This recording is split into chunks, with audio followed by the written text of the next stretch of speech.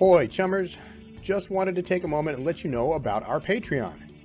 While we release episodes of Shadowrunnin on Empty every single week, we actually have a backlog of about 4 episodes at any given time, just to give us a little cushion in case we can't record on our schedule for whatever reason.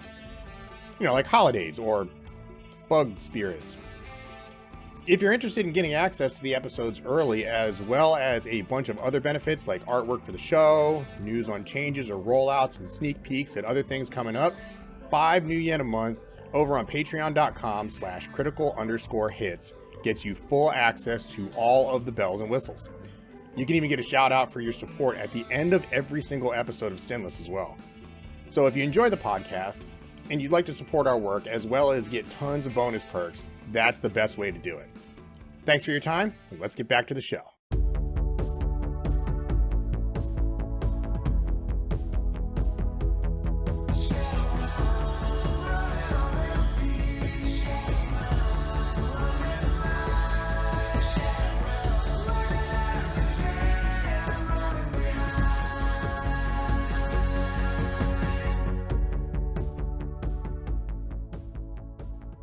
Ladies and gentlemen, welcome to another episode of Shadowrunnin on Empty. We hope everybody out there had a fantastic holiday season, and thank you guys for coming back to join us for another episode of all things fun and lore related here. With us as always, we've got Tyler, old reliable. How you doing, buddy? Pretty good, ready to lore it up. And speaking of lore, how about you, Monsieur Host, Mr. Critical Hits face of the Shadowrunning community so easy mode? Well, I am very ready and prepared. We're finally going to get to talk about something that we've danced around for a few episodes. It's a great dance. It was a great dance. Today's interesting Running on Empty topic.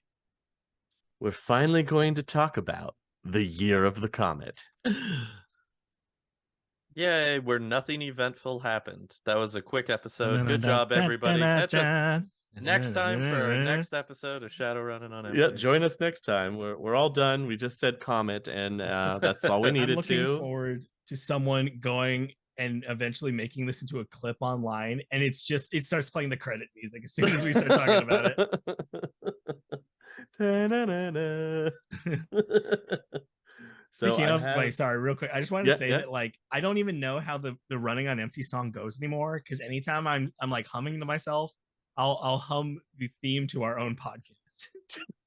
Hey, it's a catchy theme, okay? It's a catchy. What's a way of saying that in the Sixth World?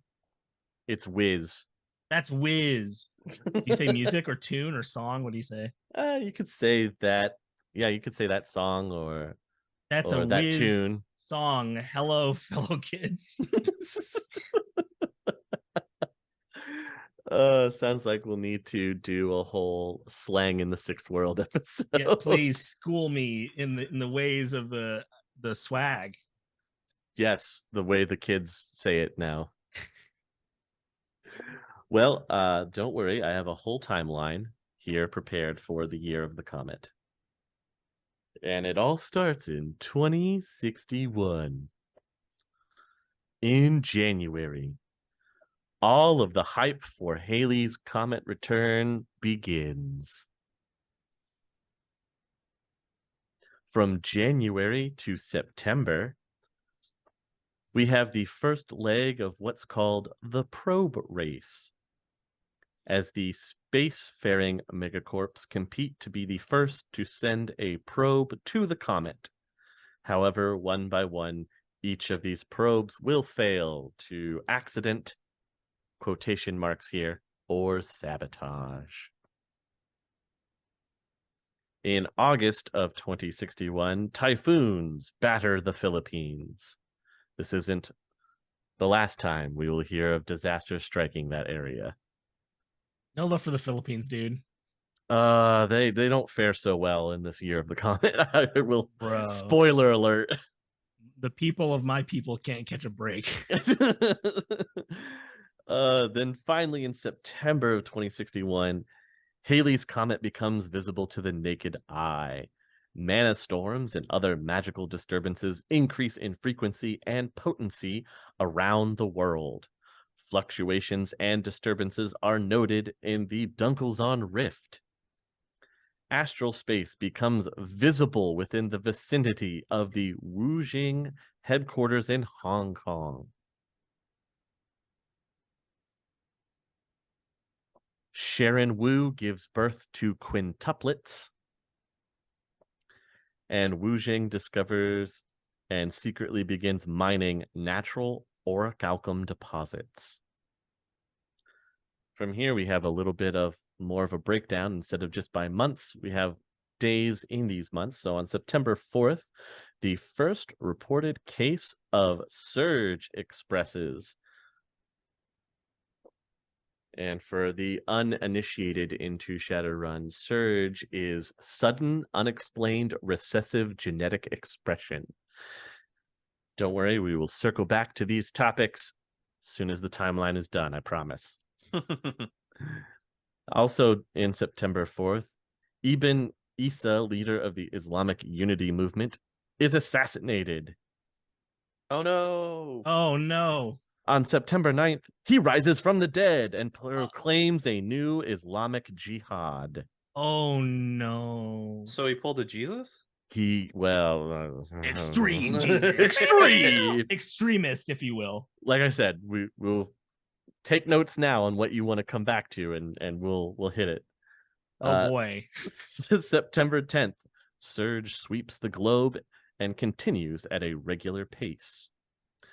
September 12th, paranoia around surge sparks riots and attacks and urban unrest in major metroplexes. In October, surge backlash continues in full swing with riots and attacks on metahumans. It never ends for them. October 27th, the Ring of Fire erupts. Japan is smitten with volcanic eruptions and tidal waves. The Bay Area is trampled by an earthquake. 6 volcanic eruptions and an earthquake wreck the Philippines. Many other Pac Rim areas are also devastated. So I was just wondering, anything happened to the Marianas Trench? I don't think it's affected since it's in the Atlantic. Good. We're good, fam. I honestly think that's where Leviathan's hiding. That's what I speculate. Yeah, I was gonna say I feel like that would probably be the lair of Leviathan, right? Because it's the easiest place to make sure not be found. That there wasn't a huge cataclysmic meteor that specifically hit the Marianas Trench, and Leviathan was like, "Oh, I'm gonna fuck shit up now."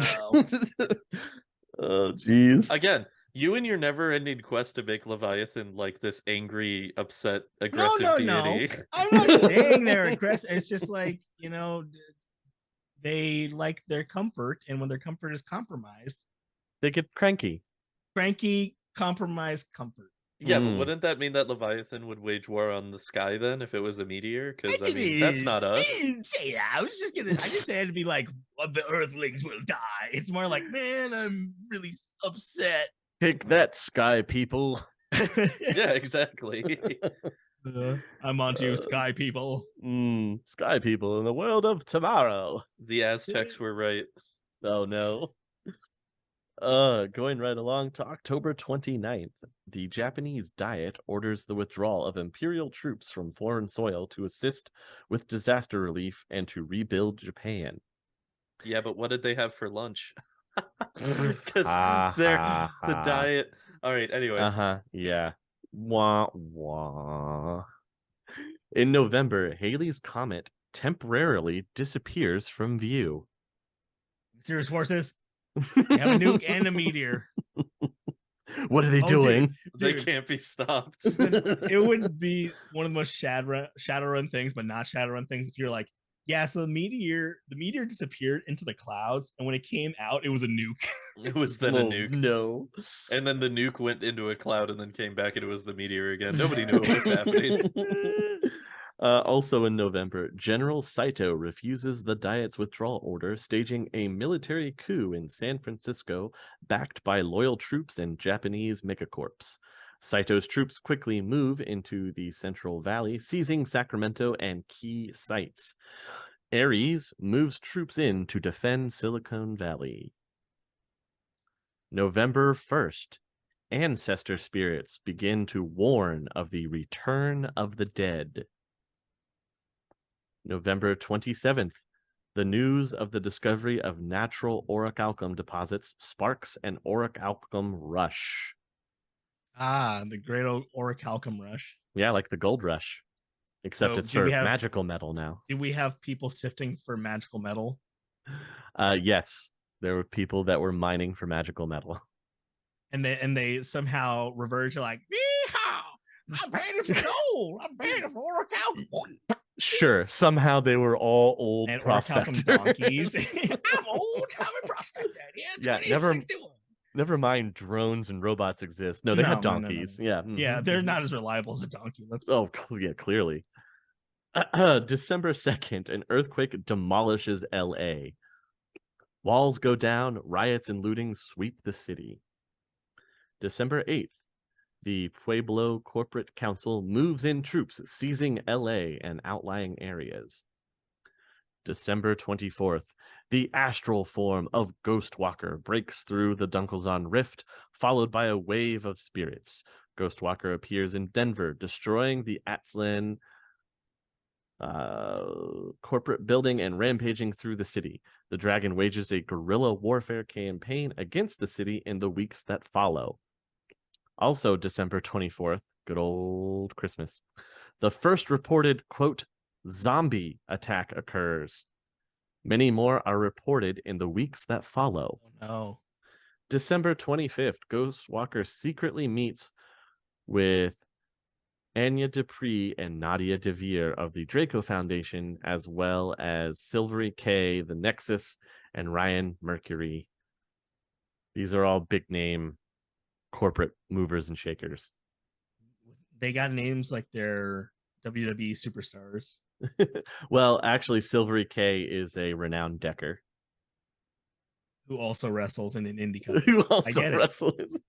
Then we go on to 2062, January. The Koss offers a bounty for magicians who reanimate corpses. I'm sorry? Oh, that shouldn't be too hard to find. You heard me. The Koss offers a bounty for magicians who reanimate corpses. Ain't no zombies in my Koss.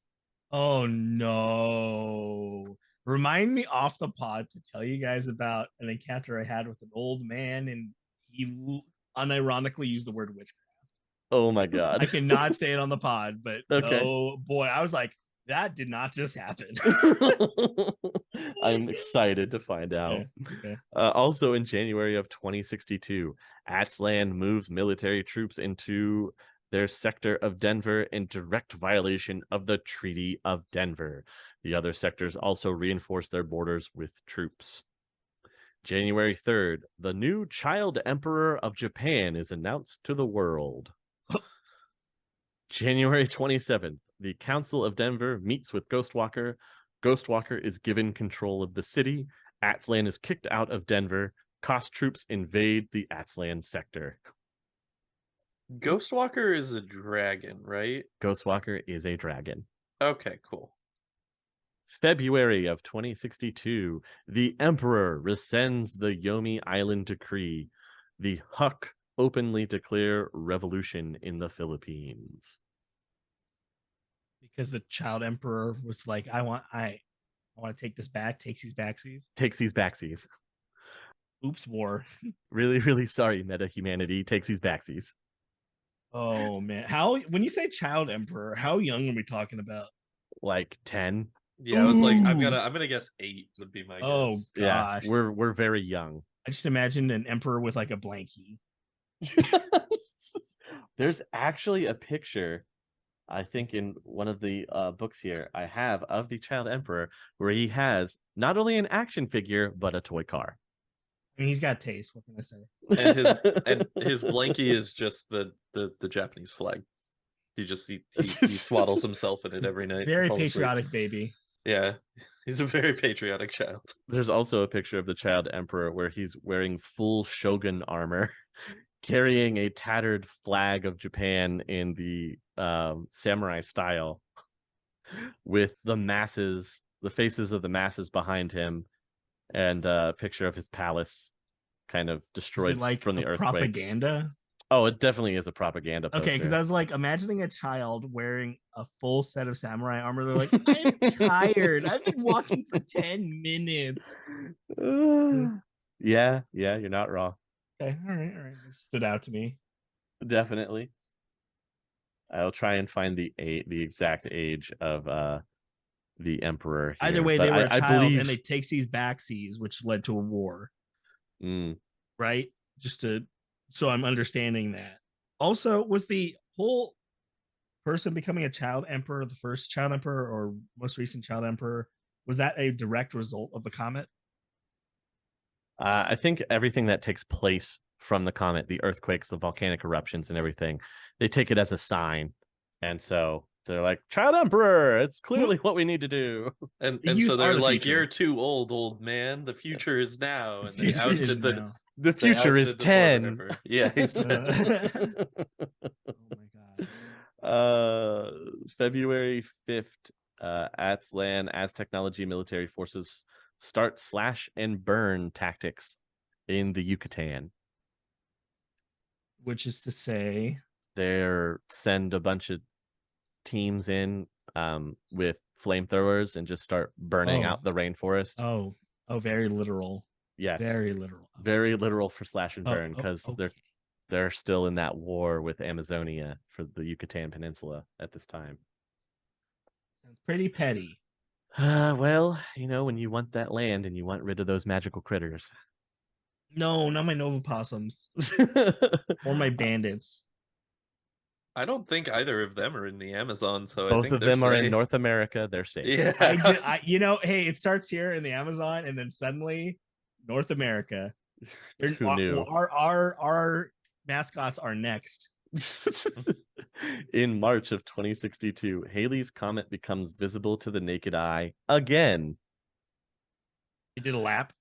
Yeah, it did a lap. That seems too soon. Well, from 2061 to 2062. Yeah, you shouldn't be able to see it visible to the naked eye again, but it happens. It also in 2062, in March 15th, an earthquake, tidal waves, and storms batter the Yucatan, halting the Aztlan offensive. In the weeks that follow, nature and toxic spirits wage warfare against both sides and each other. That sounds fun. The spirits are just had enough. We don't know who you are or where you're from, but you gotta get out. And then finally, in April of 2062, Halley's Comet disappears from view. All known natural orichalcum deposits run dry. No new deposits are located, and new surge cases decrease to a trickle. Surge? Sudden, unexplained recessive genetic expression. Ah, yes. Okay. I thought you were saying there were electrical storms. Oh, no. Okay. That is basically... Yeah, surge is basically goblinization all over again. And so with the disappearance of the comet, it stops. All the orichalcum was gone? Yeah, all the orichalcum deposits dry up. They're gone. Like, was it like Joe Bob Driller is drilling away at this deposit and then the comet disappears and suddenly he's just digging in the rock? Yeah, basically. Dude, imagine someone's going to make like an artificial, because it's probably some kind of like, it's an effect of the meteor, and someone's able to just generate that effect, and there's just a ton of orichalcum. Well, you can make it magically, right? It just takes a lot of effort and time. These were natural deposits to be mined, so of course there was a big rush to try to get them as soon as possible. The orichalcum rush. Yeah, orichalcum rush. Lasted shorter than San Francisco. Yeah, only a year. All right, so from all of that, where would you guys like to start in the timeline? I feel like I need a glossary. There's a lot. One of the things I would like you to answer, if possible, is which of those events, and I'm sure there are numerous ones, of course, which of those events were directly caused by the comet? All of these were believed to have, all of these instances were believed to have influences because Halley's Comet came by. Originally, when it was first announced that the comet is on its way, no one thought anything of it. They thought it would be too far away to affect the manosphere or Earth in any major way, and boy howdy were they wrong. Technically, all starts with the probe race, where the megacorps who have space capabilities are trying to build probes to try to land them on Halley's Comet because they believe that there could be valuable resources on it. And they were right. Well, nobody knows, because all the probes were either destroyed or all the probes were destroyed either through some kind of glitch or straight up sabotage. Either way, suspicious. Well, you know, those good old mysterious forces. The mysterious forces? Striking when you least expect them to. All the time. They are everywhere. They are nowhere. Mysterious forces. Yeah, Ares, Satyr Krupp, Novatech, Yamatetsu, Shiawase, and a couple double A's, Proteus being one of them. Double A being... Remember, the corporations are all in ratings. Yes. With the A's being the highest, triple A's being the highest you could be, then double A, then single A, and then the rest. Right. So those were all the big names that were trying to build probes and launch them at Halley's Comet to try to land them on the comet. No dice. No dice. Austin, you got anything off the top? I mean, I would be interested to talk more about, the second coming of Israeli Jesus. That's pretty cool. Second coming of his. That's spicy. I gotcha. Hang on. The new Islamic Jihad. Yes. So we have this guy who is he's kind of a big name in the Islamic world, and he's not very preachy. Mm-hmm. It's Ibn Isya. He was the leader of the popular Islamic Unity movement. And was this like This was more preaching peace to all. You know? Okay. Like everybody come and be part of this, and it's all good and wholesome type deal. Well, he was gunned down. Oh no. In front of the Kaaba, the central shrine of Mecca. Why is it always like in moments of great peace or being on the precipice of peace, is that the greatest time to assassinate someone? It happens. I don't know why. Hey, you're going to love this. He was assassinated by unknown assailants. Mysterious forces!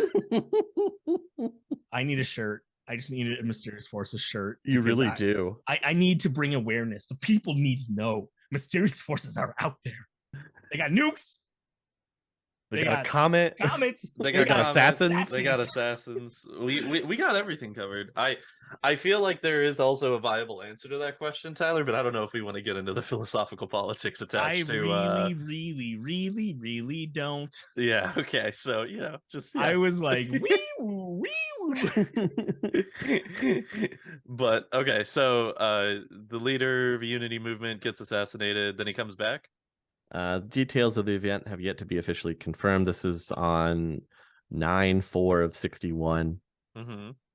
One eyewitness who preferred not to be identified described the incident. Ibn was performing Umrah in the midst of the rite of, I'm going to butcher all these words, I'm so sorry. It's all good. Tawaf. Mm-hmm. Several men suddenly emerged from the crowd at once, drawing weapons. Ibn's guards were quick to react, and a gun battle ensued, but they were too late. He was shot in the head. His blood was everywhere. He lay on his back, his eyes opening, staring upwards into the sky. I heard someone cry, "Il Allah Akbar." We tried to help him, but we were too late. Other witnesses report that all of the assailants were killed. No one has yet claimed responsibility for the attack, in which many bystanders were also injured. And that's the end of that news snippet. More about Ibn Isya. He was born in 2016 in southeastern Iraq. His early life is clouded in relative obscurity, but he grew to become a well-known and respected interpreter of Islamic law, a Sunni, whose piety and wisdom gained him many admirers and students among the rulers of Muslim nations. He founded the Islamic Unity movement as a response to his experiences with the failed Second Ottoman Jihad and the constant infighting between Islamic nations. He wanted all of them to unite under one banner. Movement gained prestige when he helped to negotiate a settlement to the Second Iran-Iraq War. He is directly credited for spearheading the initiative to unify the Arabian Peninsula under one government. When the nation of Arabia was formed from the former states of Saudi Arabia, Yemen, Oman, Kuwait, United Arab Emirates, Qatar, and Bahrain, Ibn Isa was made an official advisor to the first caliph of Arabia. So he's like the guy in the ear. The royal vizier. Yeah, the royal vizier. Following this success, the Islamic Unity movement exploded as multitudes flooded to his cause. With a strong base of support in Arabia, Syria, and Lebanon, Ibn Isa's power as a religious leader rivals that of secular state leaders. Damn. His drive to reclaim unified Islamic control over Lebanon is gaining support, forcing government figureheads to support the plan. His power base has attracted many enemies as well. He had survived several assassination attempts already, but didn't quite get that last one. You know, it only takes one successful one. You have to think, problem. With as much power as he was garnering from the religious movement, it's probably the secular leaders that sent the assassins. Oh, absolutely. I mean, to answer Tyler's question about, mysterious forces. Why be assassinated on the precipice of peace? This is your answer. Mysterious forces. Well, corrupt politicians more likely than the mysterious forces, but yeah, I get you. So, and then on 9 obvious forces. Yeah, there you go. Forces. Then on 9/9 of 61, a joyous Islamic Unity movement held a press conference just minutes ago to announce the resurrection of movement leader Ibn Isa. Despite being confirmed dead 5 days ago after masked assailants shot him in front of the Kaaba, Ibn Isa appeared in person this morning to a group of mourning followers outside his mausoleum in Mecca. Of course, there were cheering crowds to greet him. He is quoted as saying, "I have much work yet to do for Allah. In my time of absence, I was granted a vision of a new path to take. The Islamic Unity movement has served its purpose. Our people will soon be as one. Now it is time to look towards our enemies, those who would strike us down. I declare a new movement to carry forth Allah's will. I declare a new Islamic jihad." So basically, he chose peace, and then he got assassinated, and then he woke up again, and he chose violence, is what you're telling me. Yes, that is what I'm telling you. I mean, that's understandable. I can't really say that I fault him for that one, I guess. I mean, remember, this is all lore all the time. I have the reason why he gets back up. Is he a zombie? He is not, quote, resurrected. He is the unfortunate puppeting target of what's called a master Shedom spirit. Oh no! It's a Shedom. Okay. Oh, that's so tragic. Not just a Shedom, a master Shedom. A master Shedom. Remember, we briefly touched on them when we talked about magic and spirits. What makes them so terrible is that when they inhabit the body, they get all the memories. Oh no! Yes. Yeah. So that's why he comes back and chooses violence, is because it's not actually him; it's a Shedom. Yes, and he chooses violence because the Master Shedom wants to create an army of Shedom. Right. So it can summon the lesser Shedom spirits to inhabit the dead, and he controls them. Oh gosh. Yeah. Cosmic slaughter. What a one to start on, huh? Yeah, Yikes. if anybody would look at them in the astral, they would notice. Holy moly, dude. But then I'm pretty sure you would be the immediate target. I was gonna say, when you hadn't told us how he came back, in my head, jokingly, I was like, I wonder when he came back.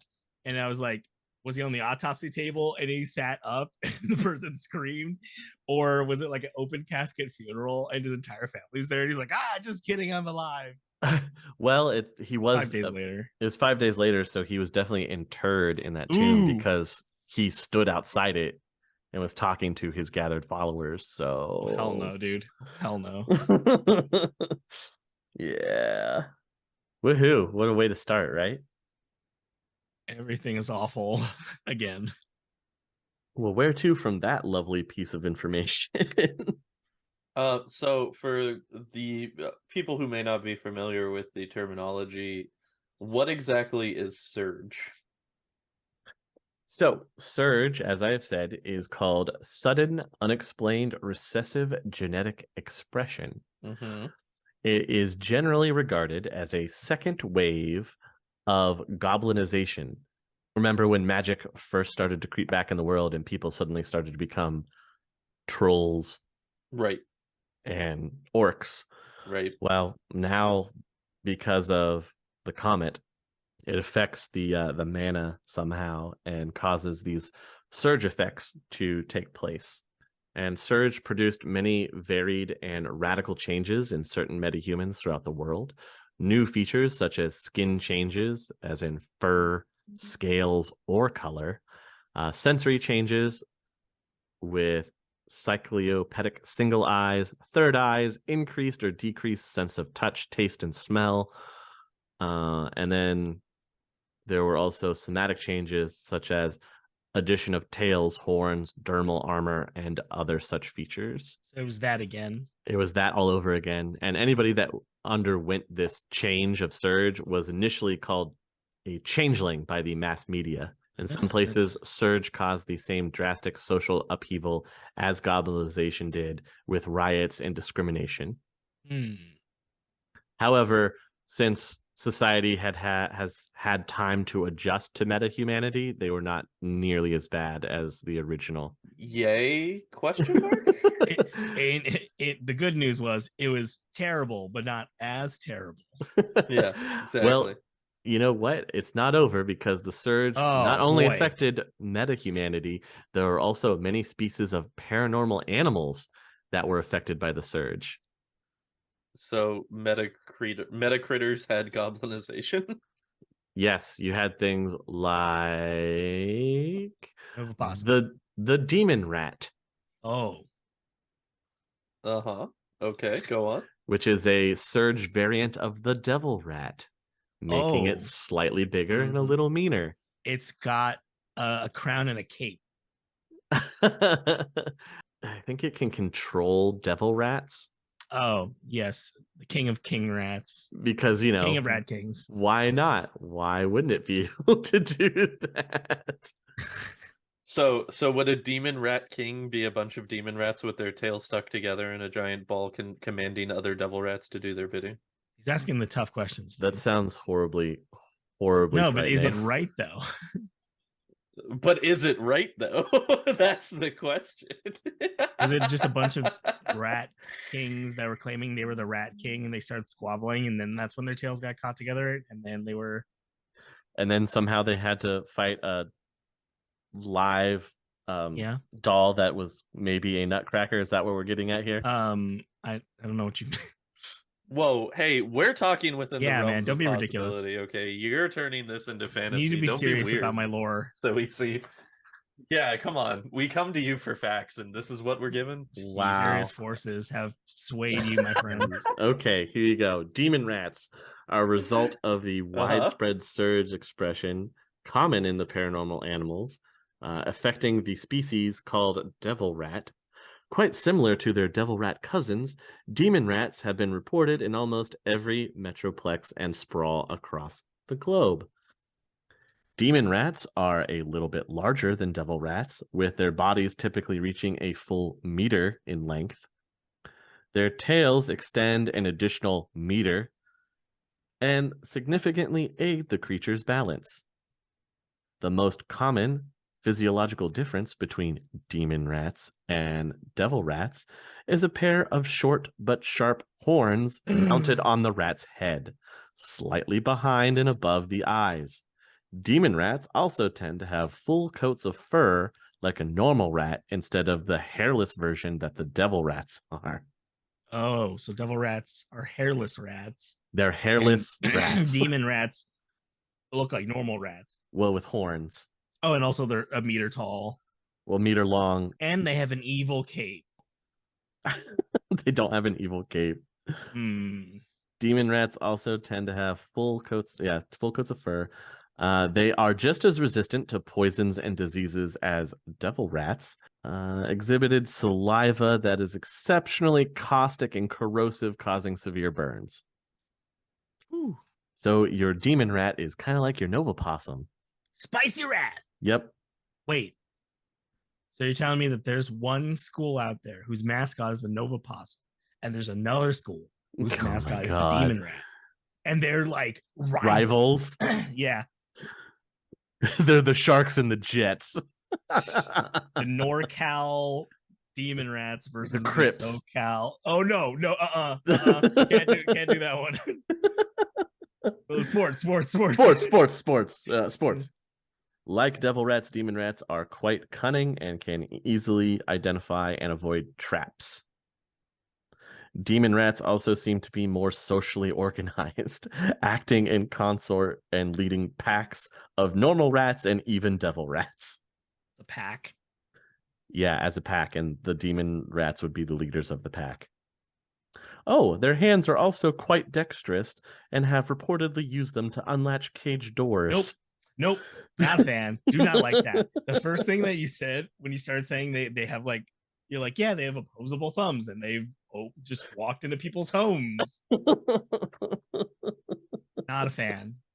Not a fan, huh? Rats, they hunt in packs.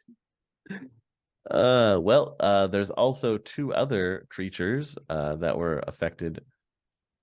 Three others. There's the demon rat, the horned bear, the night manta, and the shambler. I'm sorry.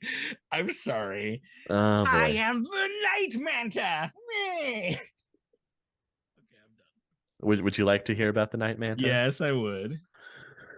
The creature dubbed the night manta is an awakened variant of manta ray. However, unlike its aquatic cousin, the night manta is not confined to water. Oh no. A night manta spends most of its time airborne, levitating through magical means. Oh, it's magical. Okay, great. They average 1.8 meters in length, including their tail, and have a wingspan of almost 3 meters. Night mantas are nocturnal hunters, sleeping underground and away from the sunlight during the daylight hours. Due to their jet black skin, they are virtually invisible in the night sky as they swoop down upon their prey. Night mantas have a large stinger at the end of their tails, through which they inject their target with a virulent venom. The mouths of the night mantas contain several rows of sharp needle-like teeth, which they use to tear apart and eat their prey. Night mantas are dual-natured, though they seem to have no interest in the astral forms of magicians or spirits. I need there to be a Shadowrun-inspired movie that's just called Night Manta, and it's about a bunch of people in the sixth world telling ghost stories of the Night Manta in this like remote town. They've never heard of it. They think it's a myth, and then the Night Manta like flies in above them, and there are people going outside like, oh, I didn't know it was nighttime. It's like, it's not. And they look up and the Night Manta is obscuring the sun. Well, I guess, the moon. That contradicts the lore. But yes, exactly. Look, I'm sure there are plenty of Trid and Sim videos that come from this to create all of the horror movies you could possibly imagine. Also, I feel like we're overlooking the gimme on this, which is that it would be called Night of the Night Manta. Oh, boo. Or Knight of the Manta. Yes. It could also be There Knight you of go. the Manta. Knight of the Living Manta. Oh, there's Yes. also one other paranormal critter that is affected by surge that I forgot. It's called the Sangra del Diablo. Okay. Sangra being... It's in the rainforests of South America. It's a tree. Oh! Devil tree. I like evil trees. Evil trees. It's supposed to roughly translate into blood of the dragon. Oh, that's fun. That's metal, though.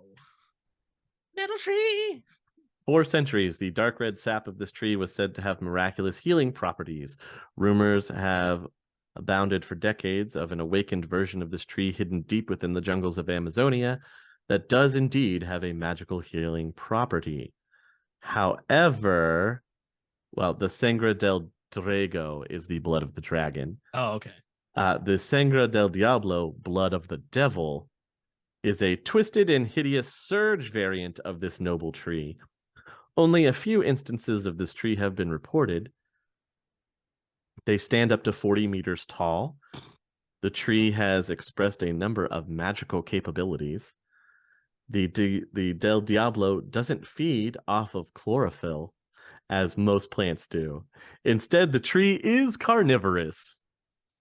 Oh my god. Using a magical compulsion to lure its victims close. Oh, hell nah. Once the unfortunate creature is near enough, the tree engulfs it. Bro. Another horror movie. Spewing its dark red corrosive sap onto its victim. Oh, bro. There's like... I'm just imagining the scene where it's the cold open and little Timmy gets lured into the woods, like Circle Pennywise style, except it's a tree and it just goes...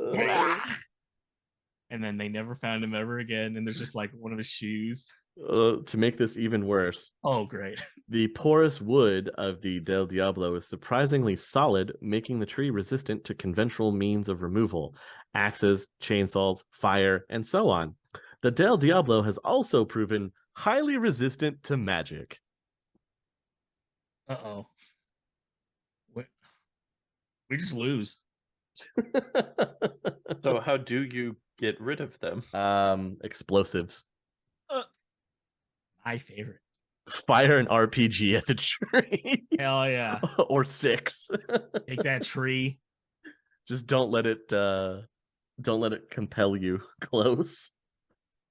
Compelled to kick its ass. Because it'll just dissolve you and then absorb your nutrients through the ground. So those are some of the surge awakened creatures. How about that? Huh? Definitely didn't make paranormal animals worse. Next Halloween episode we have has to just be the scariest things in Shadowrun, because just hearing about the animals is enough. Okay, yeah, I can put that together for you. Uh-oh. The horrors of the Sixth World. Horrors and horrors, you know. Spoiler alert, horrors are on the list. Yeah. Oh, that's not cool. What's like okay, let's balance out the palette a bit. What was like the most beneficial to humanity thing that happened during the year of the comet? The Child Emperor coming back and rescinding the decree about Yomi Island. Oh, is the decree a bad thing? Yomi Island in the Sixth World was where Japan was sending its undesirable meta-humanity population. Oh, so the Emperor's a good guy. Yes. Oh, the Child Emperor is kind of a good guy. Oh no. So of course there's going to be lots of assassination plots. Failed attempts. Well, yes, we hope. I like to think that the old version of the Islamic guy who came back, and the Child Emperor were like on Dunkelzahn's council. You know, like in a perfect world where nothing bad was happening, these guys would be like the backbones of humanity, unless I'm misremembering. No, Dunkelzahn's council is good. The Draco Foundation are good guys. Yeah, that's what I'm saying then. Well, they're the executors of his will, so yeah. Well, just the idea, like, if he was around long enough and he created like basically a new government, I would imagine because unless I'm misremembering, the people you've talked about, the Child Emperor and the Islamic gentleman before he got possessed, seemed like okay people. Mm-hmm. Okay, great. I did. I don't want to be like, and this one terrible person, led humanity to prosper. Oh, here you go. I found his age for the child emperor. Okay. He is only, I was wrong. He's only 14. Okay. So he at least has some self-awareness. Mm-hmm. Okay. What's another good thing? Finding good things. This is the tough part. Aha. I have an alternative question. Auric Alchem. Yeah, Auric Alchem becoming a thing naturally. And the mining, the race that took off.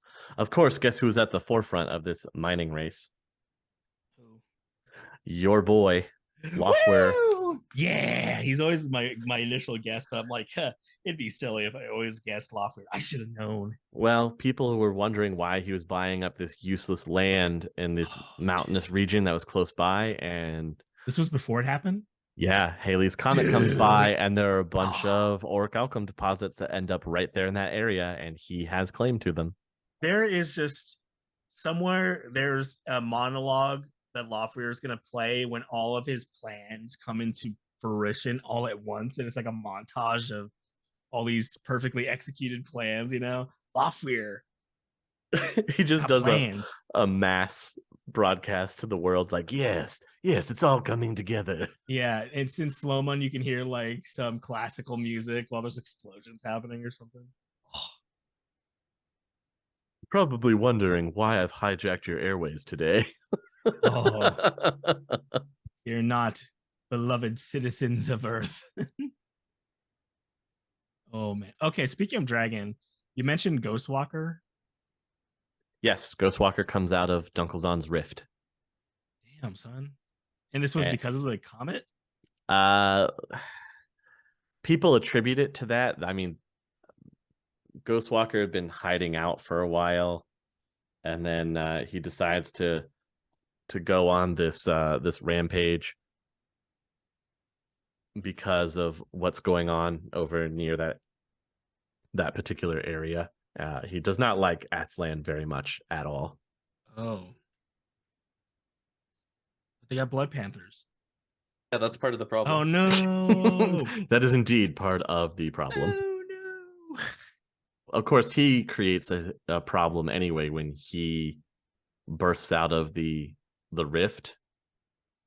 A bunch of powerful spirits kind of follow his wake, and that's where he inadvertently introduces Shedam spirits to the world.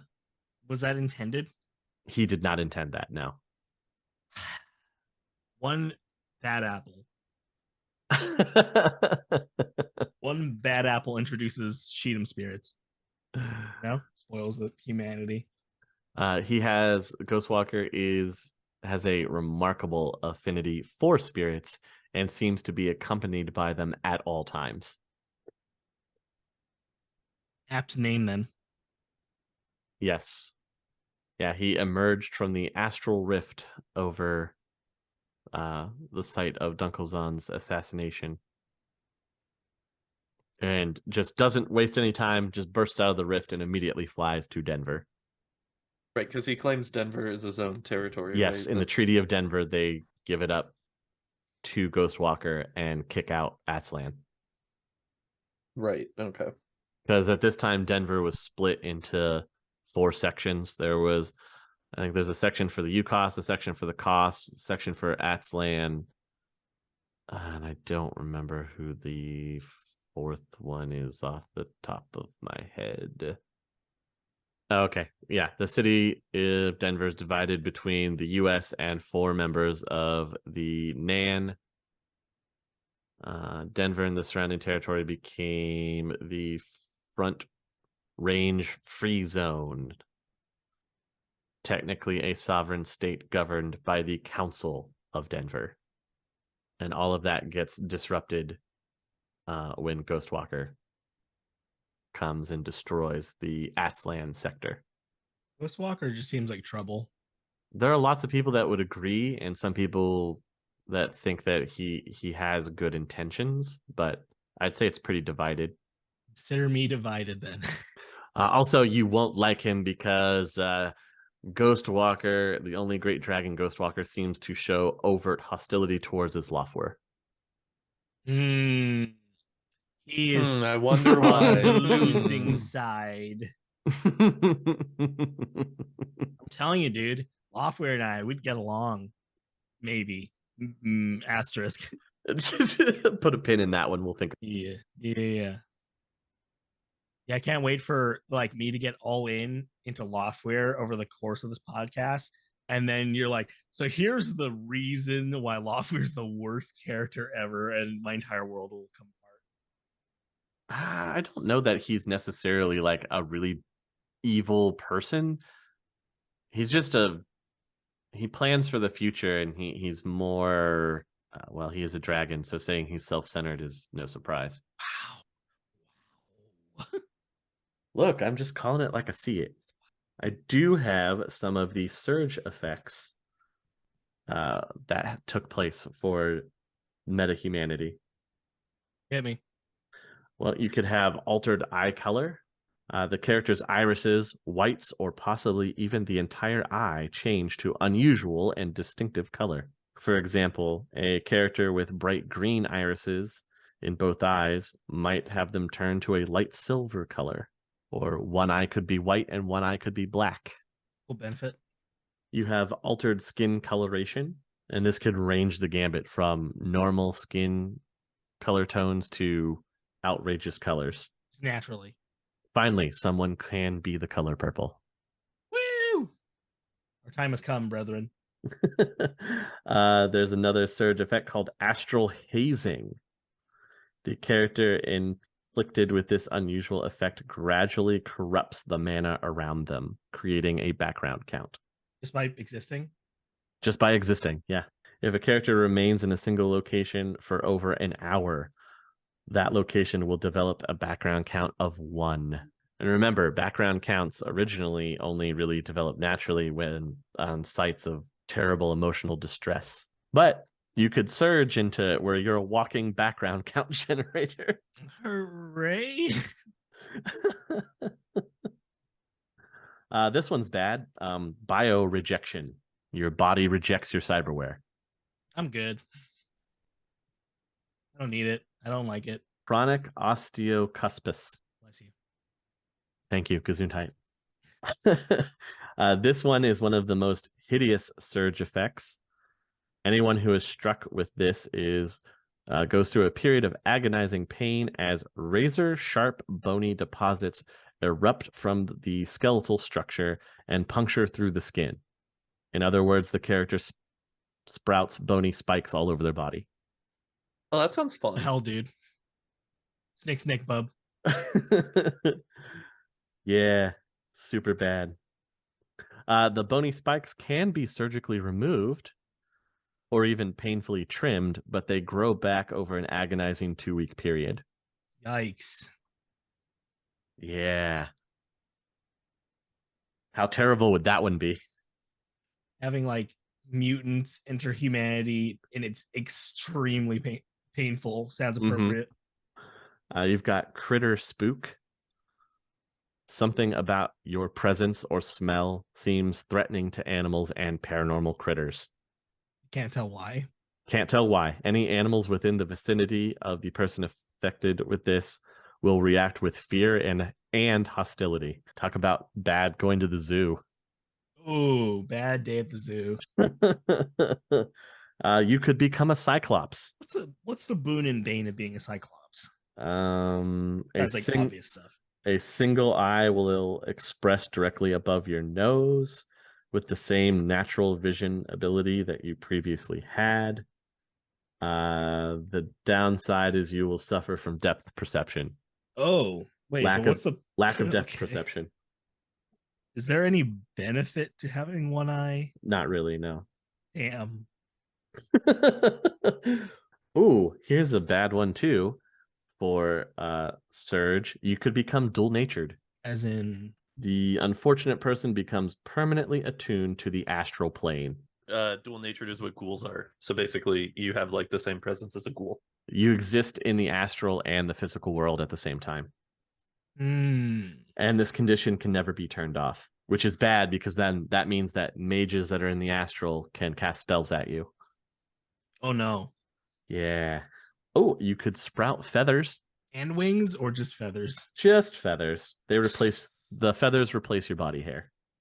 Ooh. Oh man. Not a fan. Not a fan of yeah.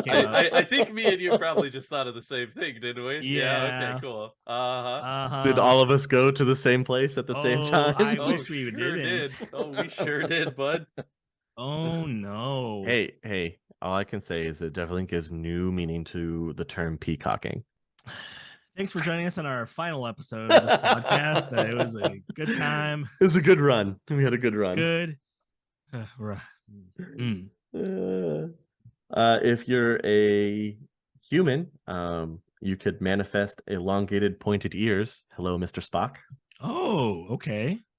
Because elves already have them. I mean, I guess you could get them for dwarves too. Orcs have sort of pointed ears, and trolls can go either way. You could grow scales, similar to that of a lizard or snake, all over your body. What's weird is that they could be all over your body or only on certain parts of your body. I can't even begin to express the imagery that pops up in my head. You could grow a third eye in the middle of your forehead. Hello to all of you Dragon Ball Z fans. But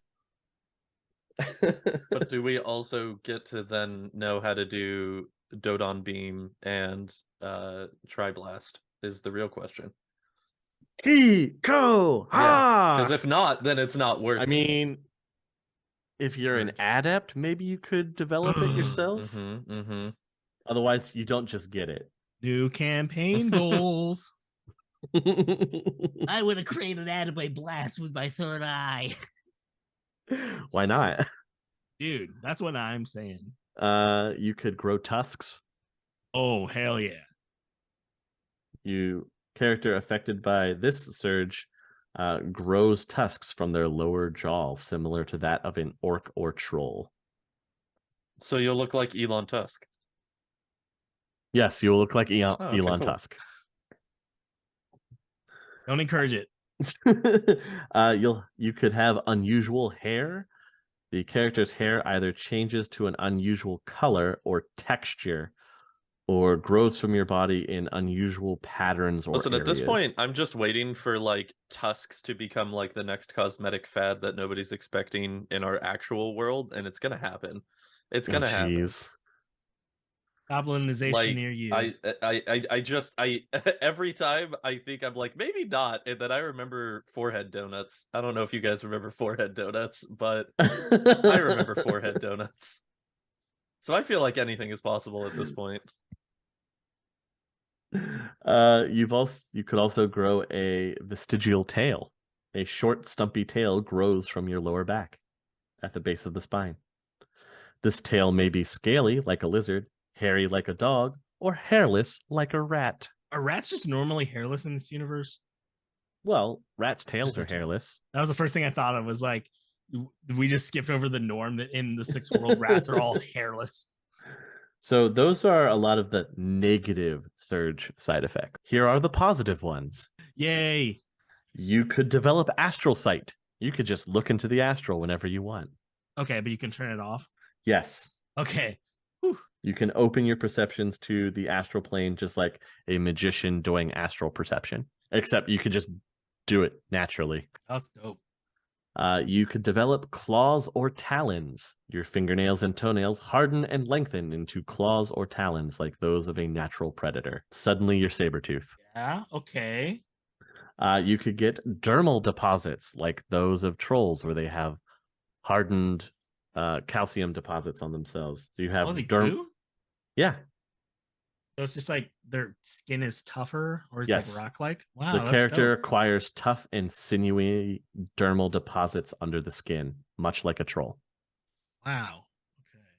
Okay. You could get fangs. But not just tusks, like working fangs. Like working fangs. The character's canines become enlarged and dangerous like those of a carnivore. So yeah, you grow like mountain lion fangs. Your eyes, you could have feline eyes. Suddenly you have cat eyes. Meow. You could develop gills. They grow out of the side of your neck.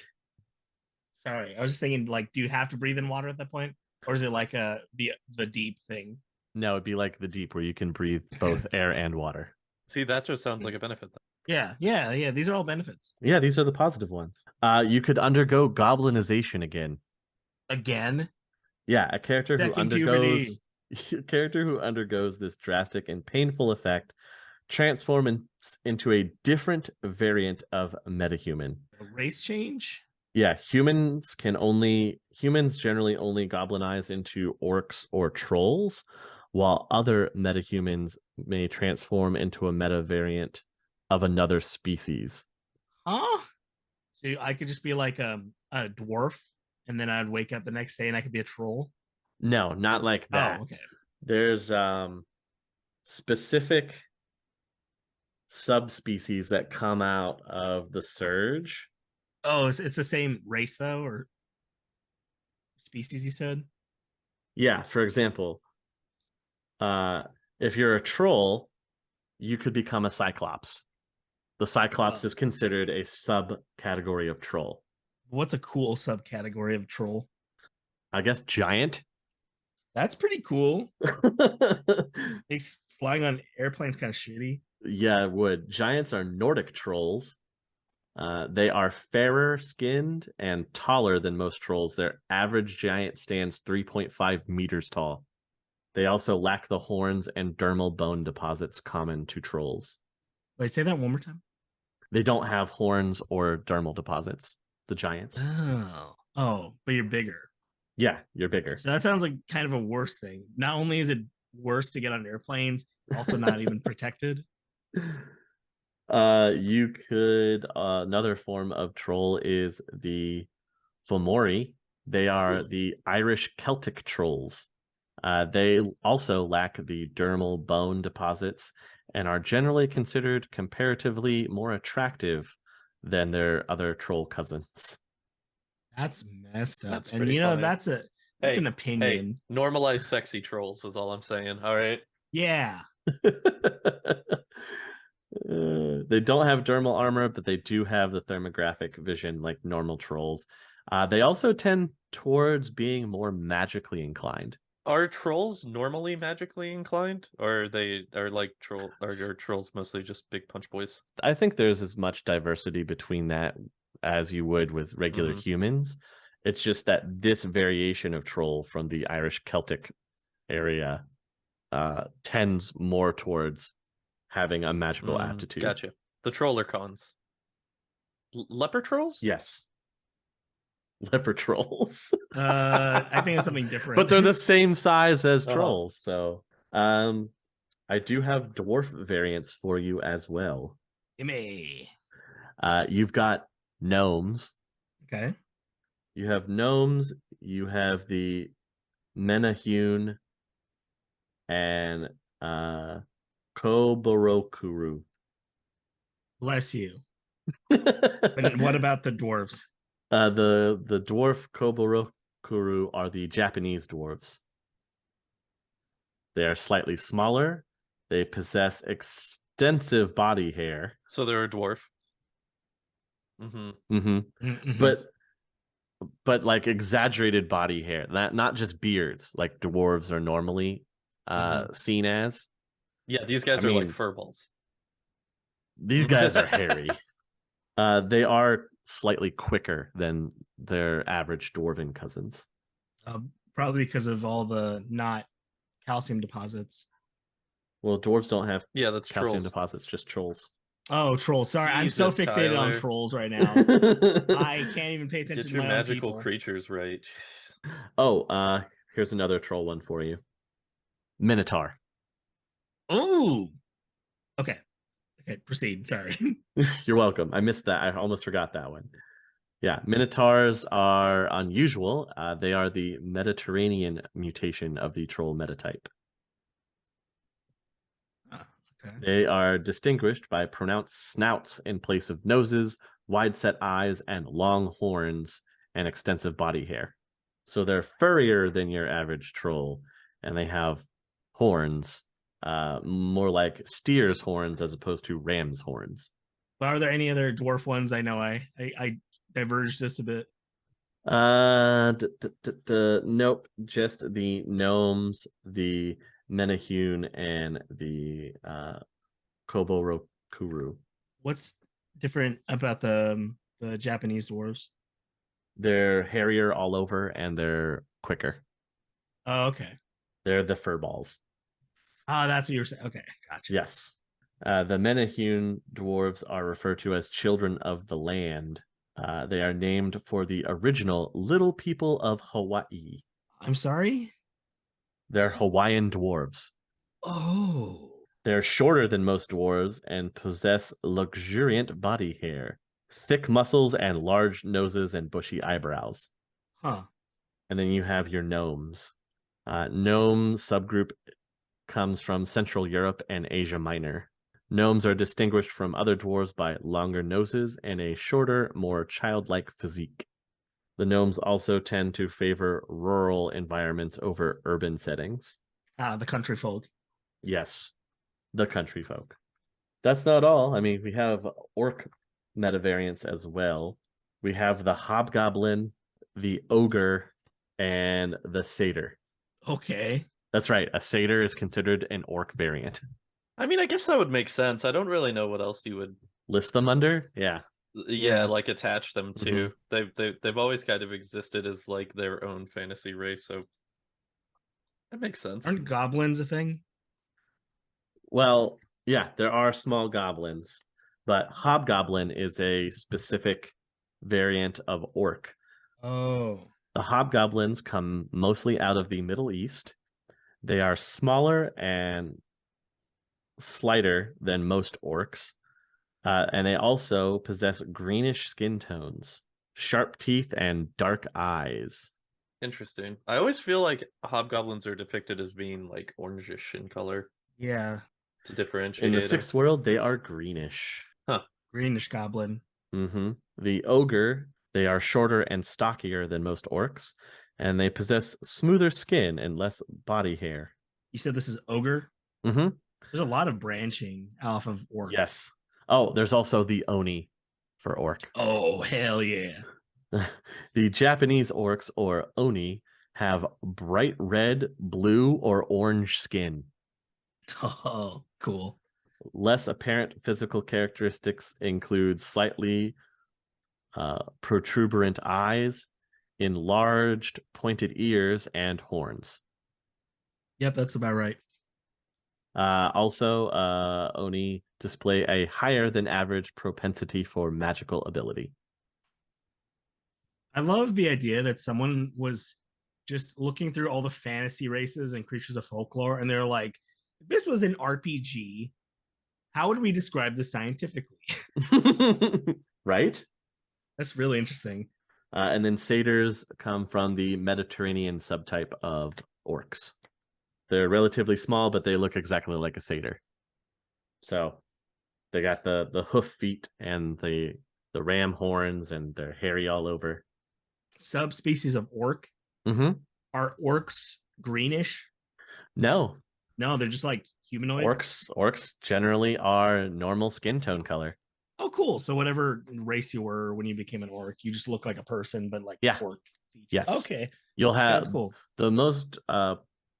The easiest way to spot an orc is generally they're a little stockier than your average person, and they have tusks protruding from their lower jaw. So they have the stereotypical orc tusks that you'd see in the fantasy genres, but they're not green. They're regular skin tone colors primarily, unless of course you're an oni or a hobgoblin. And then your skin tones are different. And of course, we cannot forget the elves, right?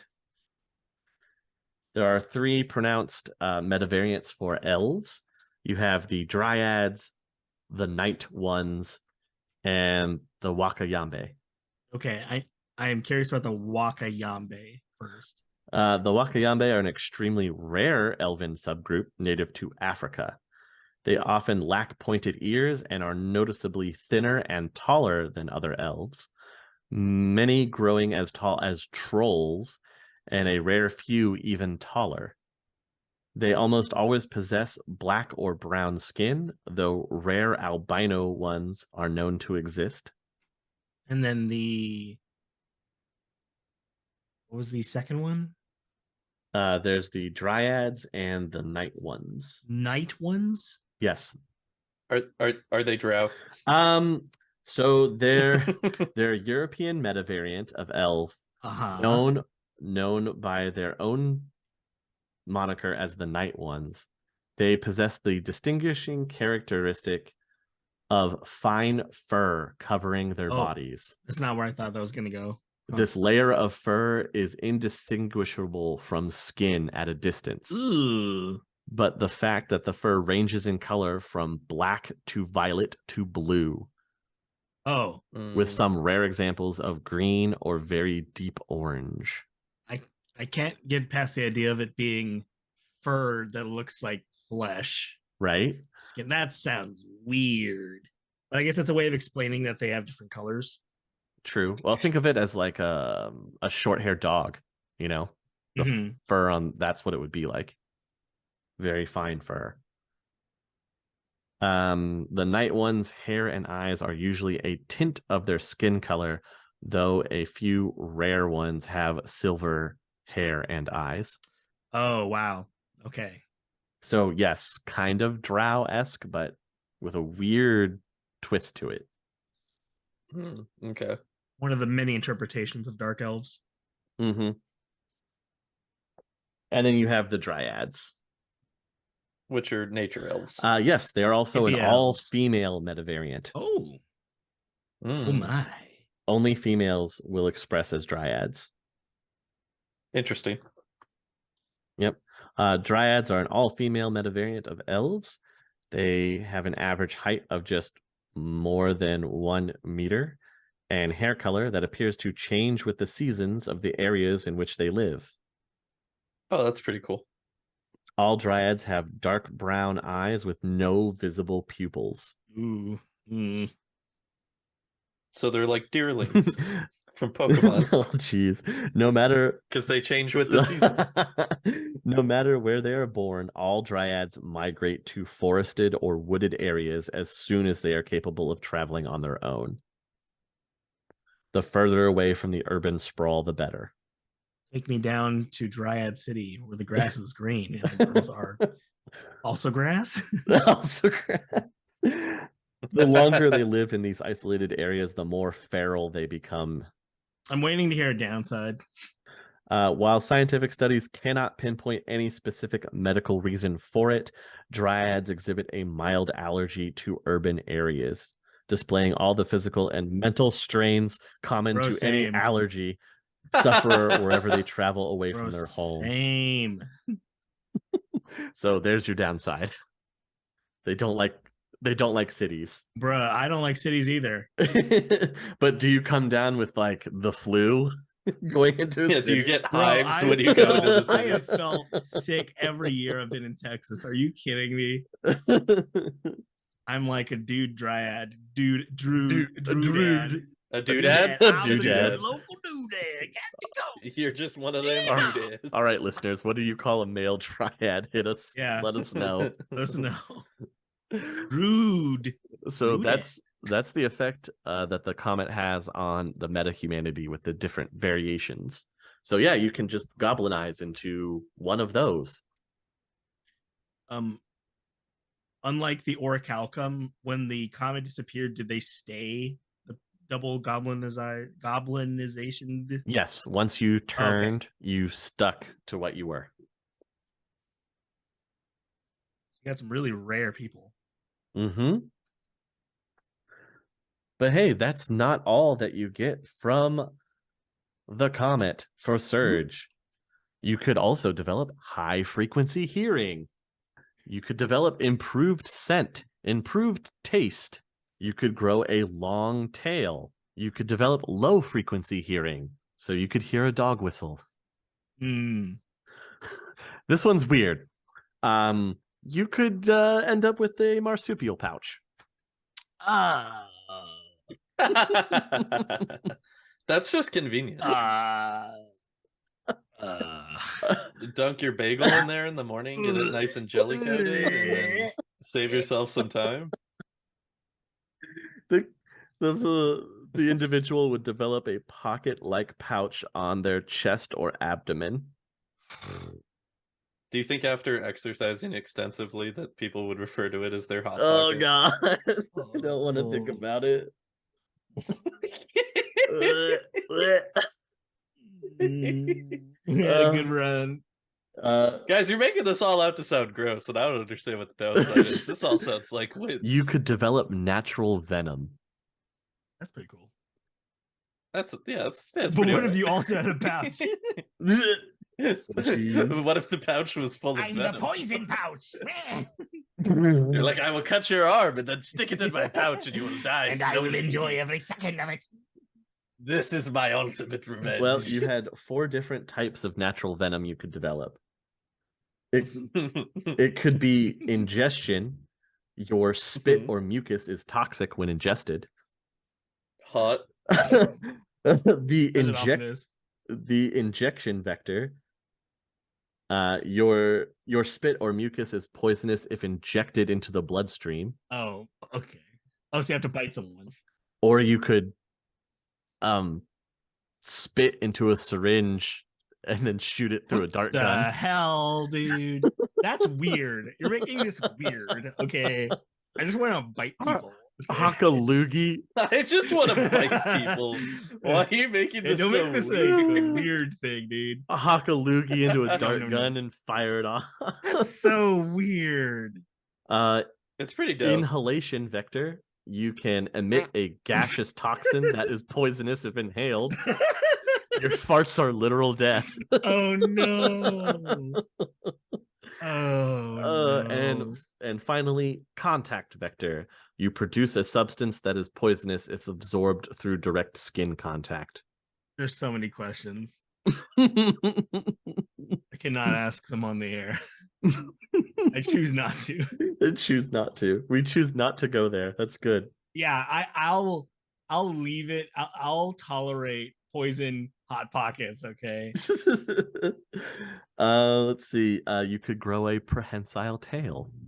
Another tail? There's so many tail things. Well, remember, one is just a vestigial tail, so it's like a short, stubby tail. A long tail would be something like an alligator's tail. That would be a long tail. Or a cat's tail. And then a prehensile tail, this is like a monkey's tail. You can actually use it to grab onto things. Oh, okay. Utility tail. Yeah, utility tail. You could develop resistance to diseases. How about that? That's just convenient.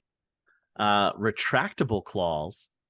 So instead of just, regular talons, you could get ones that actually Wolverine retract. Claws. Just say it. Just say it.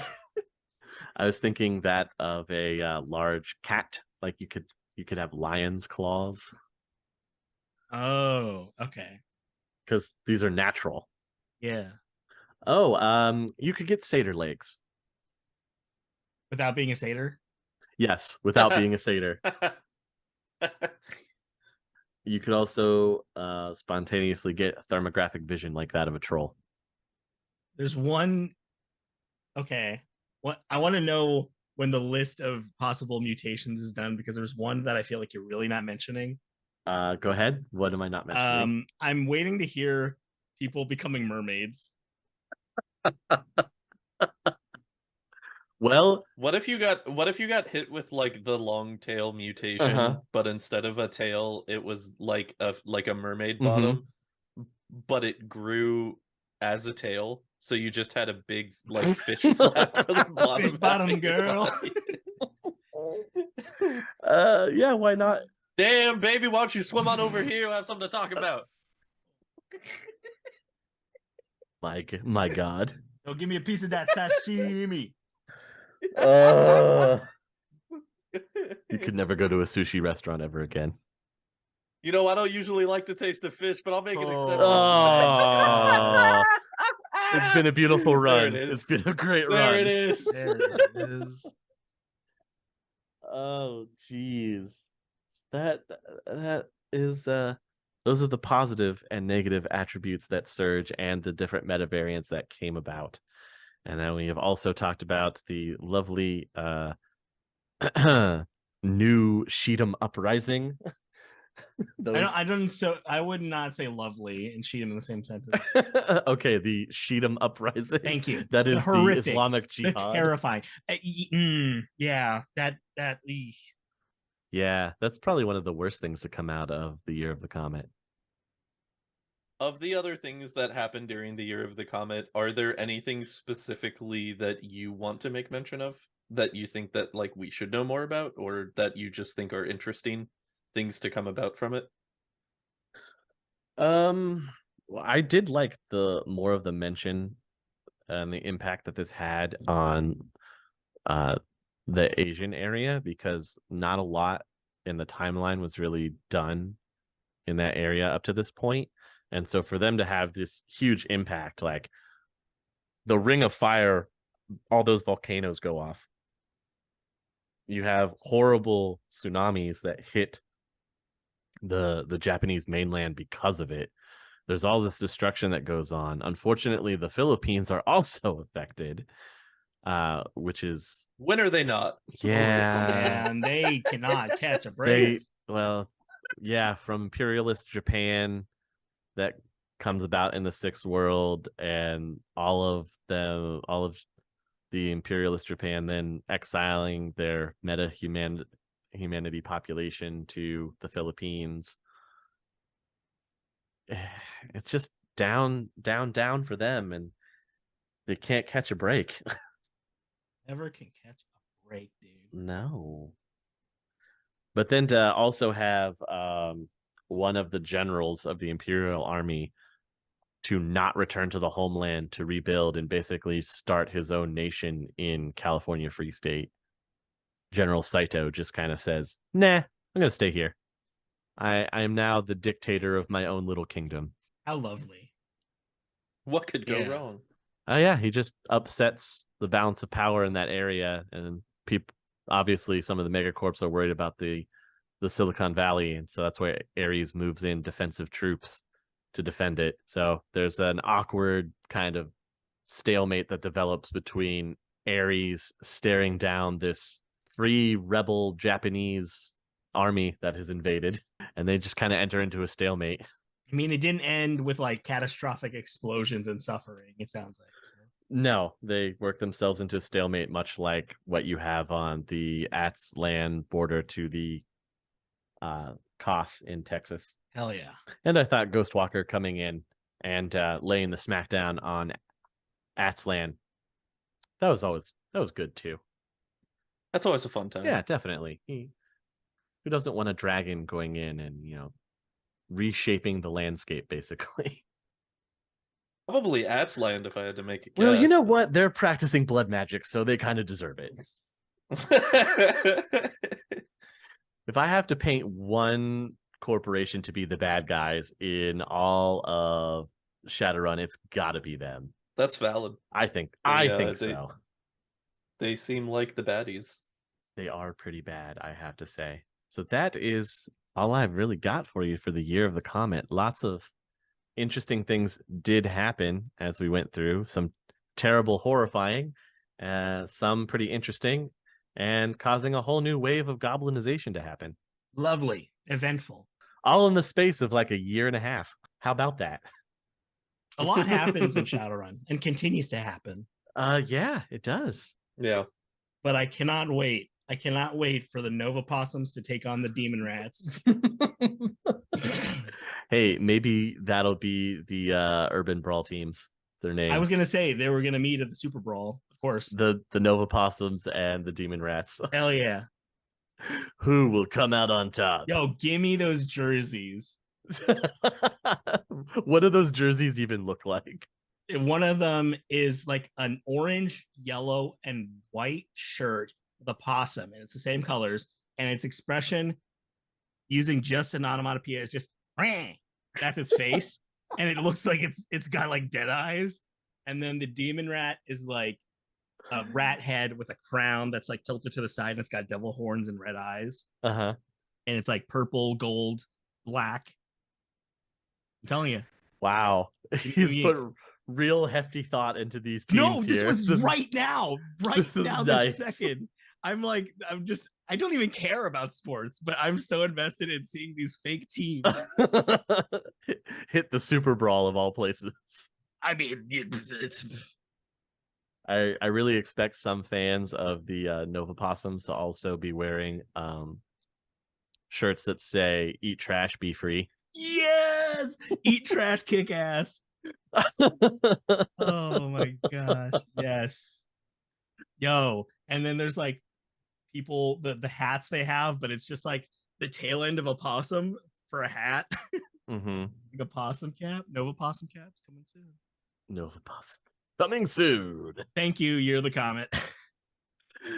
Oh wow. Any final comments on Year of the Comet? No, I mean it seems like everything worked out. There was no downsides for Year of the Comet. Everybody had a good time, and the world kept turning. Right? That was my takeaway. I mean, I didn't hear about a catastrophic disease that wiped out a third of the population. No, instead the Ring of Fire just exploded. Oh yeah, the year the Philippines got fucked. Yeah, that's true. Bruh. That is true. I'm not even Filipino enough to be offended by that, but I'm still like, we're my Pinoy pals getting a break. Not here. Not in the sixth world, apparently. Not the sixth world, sir. I'll tell you that much. Walker's trouble. Oh boy. Well, I hope everybody has enjoyed the Year of the Comet and what it brings with it and the drastic change that it introduces into the sixth world, especially with that Orichalcum rush too. Good old Lofwyr making out like a bandit. As he is ought to do. It's just because Dunkelzahn isn't around anymore. Let's be honest. No. It's all part of Lofwyr's plan. You'll not hear it otherwise. Oh, Tyler, you need to drink faster. Your Kool-Aid's getting dry. Yeah, exactly. We have a fresh batch for everybody all the time. Of course. That Kool-Aid's being cooked with Dragonfire. Come on. Of course. It keeps it warm. Kool-Aid soup. It's soup now. It's Kool-Aid soup. All right, everybody. Thank you once again for joining us on a lore-infused journey into the sixth world.